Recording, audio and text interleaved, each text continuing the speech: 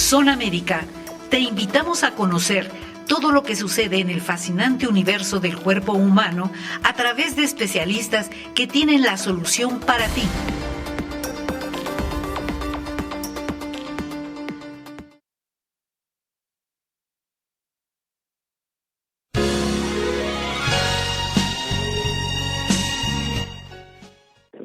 ¿Qué tal? Buenas tardes. Bienvenidos nuevamente a otro programa de la emisión En la opinión de un médico Nikkei. Yo soy el doctor José Luis Akaki, soy médico internista y me encuentro en el Hospital Ángeles Metropolitano. El día de hoy vamos a tener un tema muy interesante, sobre todo para las personas que tienen niños en su casa, ya sean los hijos, los nietos, los sobrinos. Personas que están en todo tiempo muy inquietos, que están investigando, que están explorando diferentes opciones y que por lo tanto pueden caer en algún accidente. Uno de los accidentes más frecuentes a nivel de casa es que se introducen un objeto en la boca y se lo tragan o lo inspiran y se les va hacia la vía respiratoria. Entonces hay problemas de atragantamiento y problemas de obstrucción de la vía digestiva. Para esto hemos invitado a un experto en el tema, el doctor Alfonso Yamamoto Nagano. Él es un experto cirujano pediatra y que tiene mucha experiencia en el manejo para prevenir y extraer cuerpos extraños en lugares donde por la situación ponen en riesgo la vida de un niño. Bienvenido, doctor Yamamoto, buenas tardes. Buenas tardes, doctor Akaki. Buenas tardes a toda la audiencia. Es un tema muy interesante. ¿Qué nos puedes hablar de tu experiencia en los accidentes de este tipo, cuerpos extraños en vías digestivas o vías aéreas? ¿Cómo se previenen y cómo se tratan? Sí, bueno, los cuerpos extraños en vías aéreas y en vía digestiva tienen un manejo diferente y obviamente ambos pueden tener una gravedad importante, ¿no? Pero voy a hacer un poquito de remembranza de lo que ya no pasa.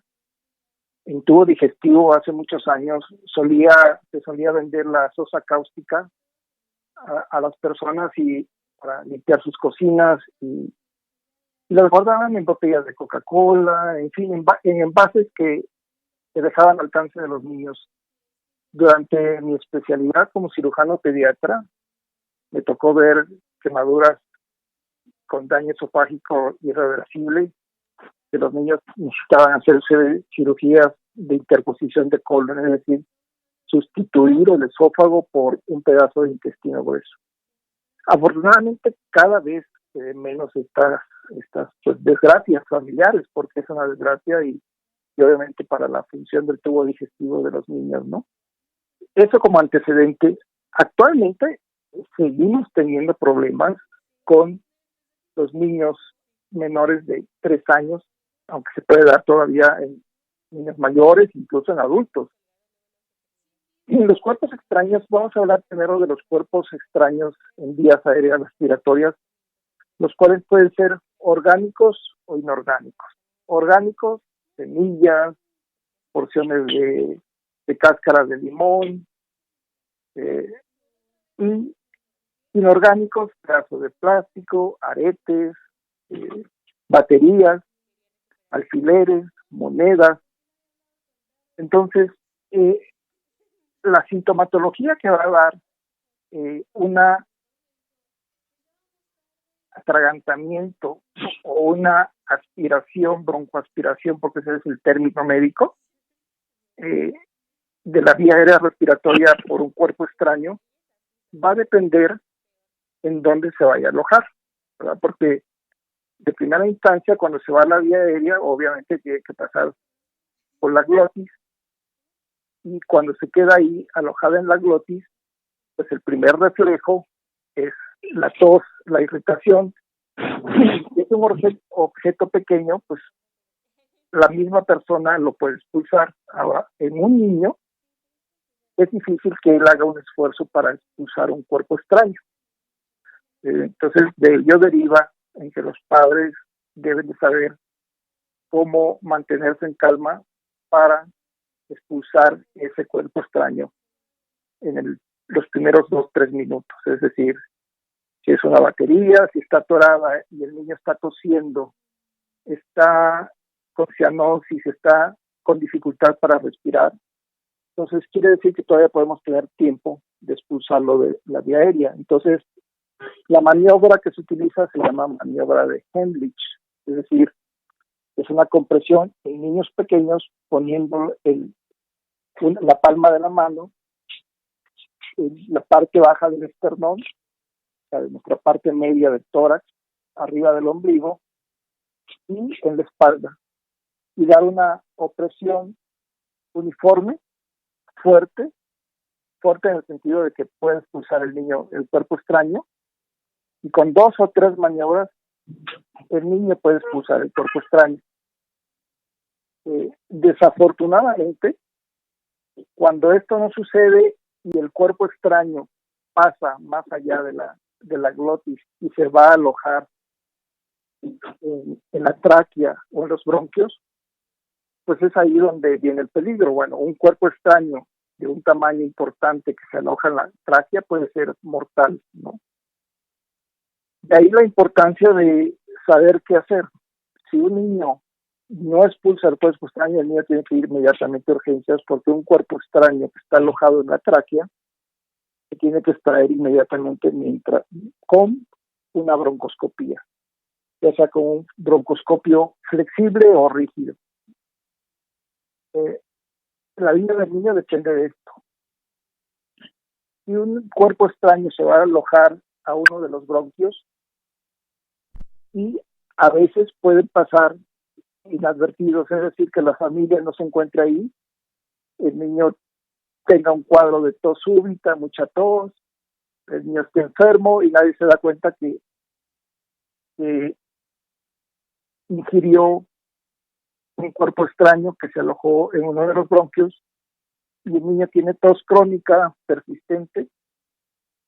Esto puede ser dato de un cuerpo extraño, ¿verdad? Aquí la utilidad, y es un cuerpo extraño que es, como nosotros llamamos, radiopaco, es decir, puede ser una moneda muy pequeñita o un arete, pues lo vamos a ver.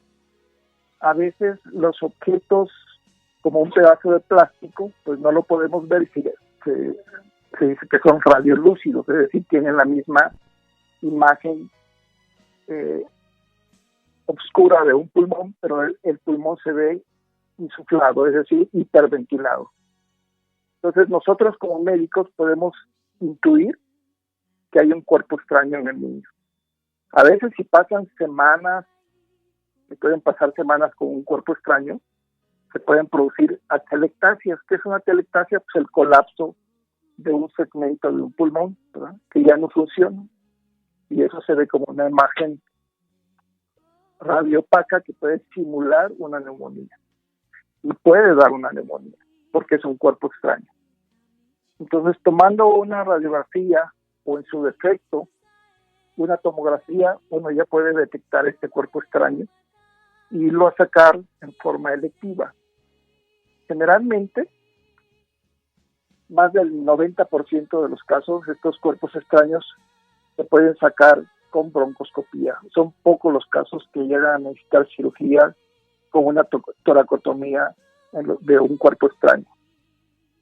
Ahora bien, los cuerpos extraños en toda vía aérea respiratoria, los que más pueden producir un cuadro clínico muy severo en forma aguda son las pilas pequeñas que se usan para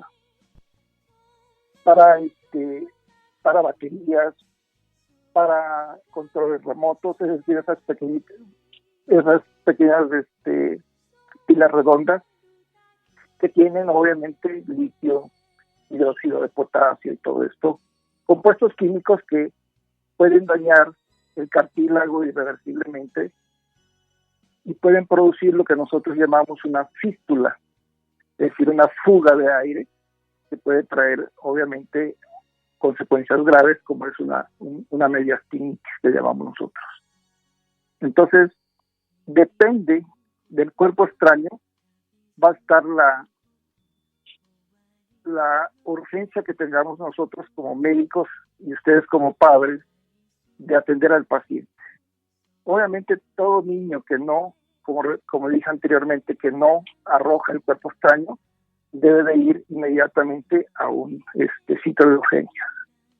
Ahora, hay maniobras que luego los padres tratan de hacer y me ha tocado ver que los papás le meten el dedo a la boca tratando de sacar el cuerpo extraño, y lo que pasa es que nosotros, en lugar de sacarlo, lo estamos impactando más.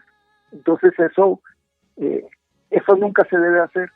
O ponerlo boca abajo, palmearlo boca abajo, maniobras que no son de utilidad y que pueden retardar el tratamiento médico de este paciente.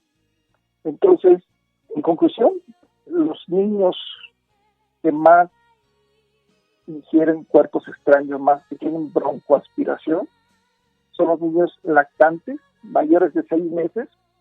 ¿Por qué de 6 meses? Porque es cuando ellos empiezan a hacer pinzas con sus dedos y es cuando empiezan a llevar objetos a la boca. Entonces, la prevención es pues, no dejar cuerpos extraños en el piso, no dejar cuerpos extraños en la cama, aretes, plumas, etcétera, etcétera, cosas plásticas, mucho menos monedas. Entonces, si uno tiene esa precaución, yo creo que los niños no deberían de tener cuerpos extraños ni morir actualmente, porque hay estadísticas que anualmente en Estados Unidos mueren entre 11,000 y 14,000 niños por broncoaspiración. Yo creo que en México la cantidad también debe de ser alta. No tengo las estadísticas, pero sí nosotros vemos niños con cierta frecuencia con cuerpos extraños. Obviamente la mortalidad se da cuando esto llega a casos en que los niños no son tratados. Si un niño es llevado inmediatamente a un hospital, tenga la seguridad que si es atendido por un cirujano pediatra, por un otorrinolaringólogo, un con experiencia en hacer broncoscopía, pues el caso se va a resolver. Pasando, no sé si hay alguna pregunta en relación a los cuerpos extraños en vías aéreas, doctora Caqui. Yo creo que lo que estás mencionando es muy interesante. La cosa es la prevención. Qué bueno que estés los datos de cómo manejarla ante la emergencia, pero la prevención y lo que mencionabas de la sosa cáustica, que afortunadamente ya no se expende como tal. Nosotros también como adultos vimos muchos casos de personas que accidentalmente tomaban un líquido que provoca erosión y que pues les dañaba todo el esófago y terminábamos en cirugías o con traqueostomías y todo porque no se actuaba a tiempo. Los fenómenos de atragantamiento también, nosotros tuvimos la experiencia en el hospital 20 de noviembre de que uno de los directivos del hospital, acompañando a los empleados un día que se festejaba, fueron a comer unos tacos y se le atragantó un pedazo de carne en la faringe, en el esófago, y desafortunadamente se tardaron tanto en llegar al hospital que no se pudo salvar su vida, y fue porque un pedazo de carne grande se le atoró a nivel de la faringe y murió por asfixia. Entonces la prevención. Y esa maniobra que tú mencionas que salva vidas, la maniobra de Heimlich, pues habitualmente la deben saber en todos lados meseros, capitanes de meseros, en centros deportivos, maestros, educadores, todos lados deben saber hacer Heimlich para evitar ese fenómeno de atragantamiento y muerte por asfixia. Pero pues la experiencia la tienen ustedes. Adelante. Yo creo, doctor, que todos como médicos, desde un médico general a un médico especialista, debe saber cómo actuar. De hecho, uno como familiar estando en la casa, debe uno saber cómo actuar. Y en alguna ocasión, estando también, como usted comentó, de un médico, estábamos en una reunión de médicos y fuimos a un restaurante de comida mexicana y uno de nuestros maestros estaba ahogando prácticamente por un pedazo de chicharrón. Y con la maniobra de Heimlich se hizo, estando un mesero atrás de él lo agarró y le hizo la maniobra de Heimlich. Entonces yo creo que antes que actuar como adulto, yo creo que tener la precaución también de con los alimentos. A veces uno quiere comer a prisa o un trozo de carne muy grande. Yo creo que lo mejor es trozos pequeños, masticar y con calma, ¿no? Con eso uno evita todas estas complicaciones que, como usted dice, pues, como en el caso que le tocó a usted, inevitablemente, pues, obviamente esto estaba en la tráquea. Entonces, no llega al hospital, muere en el camino, ¿no? Yo creo que pasando de la vía aérea, que yo creo que ya hemos hablado niños pequeños y lo mismo puede pasar en adultos, los cuerpos extraños en tubo digestivo, obviamente lo mismo, ¿no? Los niños empiezan ya a explorar, se llevan las cosas a la boca y lo más frecuente es que se lo traen, ¿verdad? Nosotros anatómicamente en nuestro esófago tenemos 3 espacios fisiológicos que hay más estrechez del esófago, sin que eso diga que esté cerrado, ¿no? Sí, son espacios fisiológicos. En la parte superior tenemos el cricofaringio, que es una porción del músculo del esófago. A nivel intermedio del esófago está por donde pasan los vasos sanguíneos importantes del mediastino. Y en la parte inferior está el esfínter esofágico inferior, que es lo que nos impide tener reflujo. Los cuerpos extraños en niños menores, que también pueden ser orgánicos, inorgánicos, volvemos a lo mismo. Cuando son orgánicos, la mayor parte de las veces pueden ser pequeños fragmentos de alimentos que se pueden atorar dentro del esófago en niños pequeños, obviamente. Por eso a los niños, cuando se inicia la alimentación, se les da papillas, nunca se les da picados ya en trozos grandes, porque obviamente la deglución de los niños y la masticación no la tienen. Entonces es obvio que todos los niños deben de comer papillas, ¿no? Porque hay papás que les dejan una galleta en la mano o un trozo de pan, y los niños pues lo pueden mojar y deglutirlo, pero el pan húmedo se puede ir a impactar en la glotis y con ello tener ahogamiento, o bien irse hacia el esófago y atorarse en cualquier porción del estómago. Una de las cosas muy frecuentes son las agujas de los pescados, ¿cómo le llaman, doctor? Aquí, espinas. Las espinas de los pescados, sí, son muy frecuentes que se lleguen a atorar en la porción superior, y obviamente es una cuestión de urgencia porque aunque es una espina, esta puede perforar el esófago. Entonces, o meterse más en el esófago y tener dificultad para extraer esa espina. Entonces, sucede tanto en niños como en adultos. La mayor parte de los cuerpos orgánicos, a excepción de los niños que tienen trastornos de la alimentación o bien que tienen manías como el comerse el cabello, que se llama fitotricobezoar, o bien que también hay niños que tienen tendencia a rasgar las colchas o sus suéteres y ir comiendo paulatinamente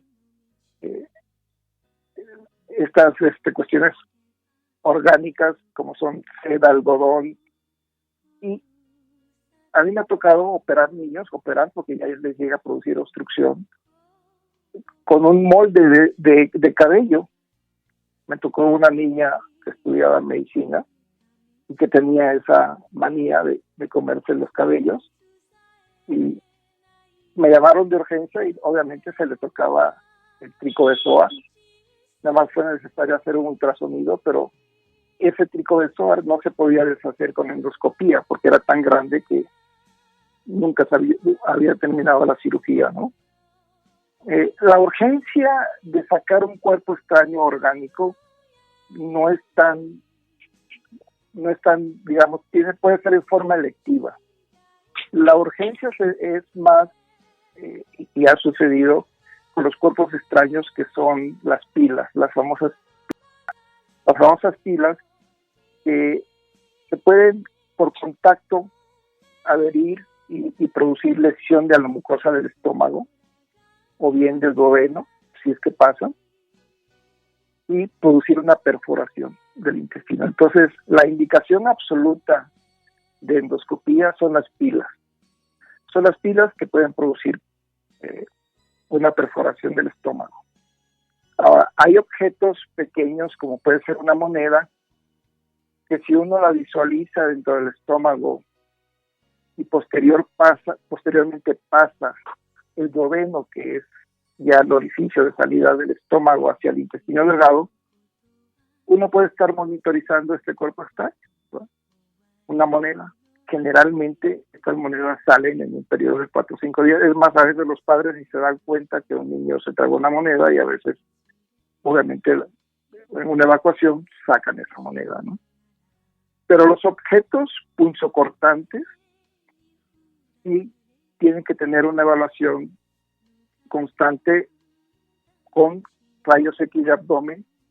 ¿Por qué? Porque un objeto punzocortante puede quedarse estático en una determinada porción del intestino, lo cual nos indica que ese objeto puede haberse alojado en la mucosa de una porción del intestino, ya sea delgado o grueso. Si dura ahí más de 24 horas en la misma posición, haciendo radiografías de forma continua, que pueden ser cada 6-8 horas, dependiendo del estado clínico del paciente. Entonces, nosotros, si es el intestino delgado, se tiene que hacer, obviamente, una cirugía, una laparotomía, e incluso puede colaborar el endoscopista para localizar el cuerpo extraño en forma más precisa, porque el intestino delgado, pues, obviamente, tiene una longitud muy grande como para tratar de localizar rápido ese objeto punzocortante. Cuando ya pasó hacia el colon, obviamente la ayuda es como la colonoscopía, y quizás ese objeto punzocortante se pueda extraer sin necesidad de abrir el intestino. Entonces, esa es la valoración que debemos tener con todos los cuerpos extraños en el tubo digestivo. Hay cuerpos extraños pequeños, como aretes, moneditas, que pueden salir solos. Y obviamente aquí el estudio primordial, el que nos va a dar la guía, la pauta de qué hacer con el niño, es las radiografías cada 6 horas, cada 8 horas. De hecho, ni tomografía se necesita. Entonces, la urgencia va a depender si este paciente presenta datos, obviamente, de dolor abdominal, o como nosotros llamamos, de un abdomen agudo, que quiere decir que ahí ya hubo una perforación. Entonces, en ese caso, sí ha tocado pacientes que llegan súbitamente con un dolor agudo y uno lo clasifica como un abdomen agudo, ya que no tiene un cuadro aparente de algún antecedente de un cuerpo extraño, ¿no? Y me ha tocado laparotomías en que uno ve nada más la peritonitis, pero llega a localizar uno la perforación, porque uno tiene que buscar la perforación, y en ocasiones llega uno a encontrar el cuerpo extraño, que por lo general, como le digo, es un cuerpo punzocortante. Entonces, aquí, obviamente, como usted decía, doctora Kaki, la prevención de estos accidentes es lo más importante. Yo creo que como padre debe de evitar el dejar cualquier objeto en la cuna del niño, en la cama del niño o en el salón donde el niño va a estar jugando a partir de los 6 meses, ¿no? Que es cuando ya empieza el desarrollo motor a llevar más a conductas más de buscar, de tratar de agarrar cosas y llevárselas a la boca en un instinto nada más de jugar, de probar cosas, ¿no? Entonces, los otros cuerpos extraños que llegan a suceder también son los cuerpos inorgánicos, como toallas de algodón, toallas femeninas que los niños a veces van comiendo de forma paulatina, y eso cuando llegan al estómago se hidratan, ¿sí? Entonces se hace como una esponja y llegan a ocluir el duodeno, y entonces también puede haber una oclusión intestinal por cuerpos extraños, ¿no? Que no es lo común, pero sí hemos llegado a ver pacientes con oclusión intestinal secundarios a estos tipos de cuerpos extraños muy raros, ¿no?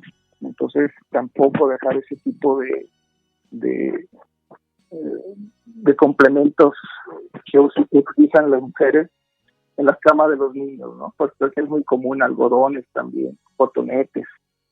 Entonces son productos que se deben mantener alejados, puesto que se pueden hidratar. Y los cuerpos extraños, que también nosotros llevamos de forma muy común, pues son los objetos que se pueden introducir los niños a la nariz, pero esa es una forma más sencilla de sacarlo, porque un niño pues se puede sacarlo muy fácilmente, ¿no? Y también en los oídos. A mí me tocó un niño que se metió un frijol, pero ahora iba a natación, y obviamente ese frijol se hidrató y le obstruyó completamente la luz del oído y le provocaron un dolor terrible. Curiosamente, eso lo saqué sin anestesia porque el niño se dejó dormir ya grande. Pero sí debe uno de evitar que los niños se anden metiendo tapones en los oídos y obviamente objetos orgánicos o inorgánicos. No pueden ser una emergencia, pero bueno, pueden lesionar sobre todo en el oído la membrana timpánica, y eso puede producir una lesión pues reversible, pero hay que evitar también que estos niños tengan esos problemas con estos objetos punzocortantes que luego se llegan a meter en los oídos o en las fosas nasales. En conclusión, todos los cuerpos extraños, tanto en vía aérea como en vía digestiva, pues hay que evitarlos, ¿no? Hay que evitar estos accidentes. Pero cuando se presentan, hay que saber qué hacer. Hay que saber qué hacer, saber qué se discutió, si alguien vio qué cuerpo extraño es. Si no vieron qué cuerpo extraño es, lo preferible, y no lo expulsa, lo preferible es, obviamente, llevarlo a un hospital para resolver la urgencia de forma inmediata. Usted es la experiencia de una persona que ha estado en contacto con muchos accidentes en sus años de cirujano pediatra y endoscopista. Pues la verdad es que el doctor Yamamoto ha visto casos muy interesantes que tristemente algunos no se pueden resolver satisfactoriamente. Pero aquí lo importante es la prevención. Un niño que menciona él, ya que empieza a mover las manos, ya que hace pinza y que todavía no entiende bien alguna situación, debe ser vigilado continuamente, no se les puede dejar solos y mucho menos dejarles cosas pequeñas, objetos pequeños al alcance de su mano, porque seguramente ese objeto va directo a la boca, ya por instinto del niño de poder probarlo o meter, todo se lo meten a la boca. Entonces, ahí tienen la experiencia del doctor Yamamoto sobre lo que se debe hacer para prevenir accidentes en casa. Líquidos, a todos los líquidos que sean peligrosos en la parte más alta, y ponerle una etiqueta vistosa donde diga peligro o como antes se decía que eso se le ponía veneno, ¿no? Aunque fuera nada más una cosa como tipo un detergente. Pero sí todo prevenir, porque los accidentes llegan en el momento menos esperado y es una de las causas frecuentes de accidentes severos en un hogar donde hay niños.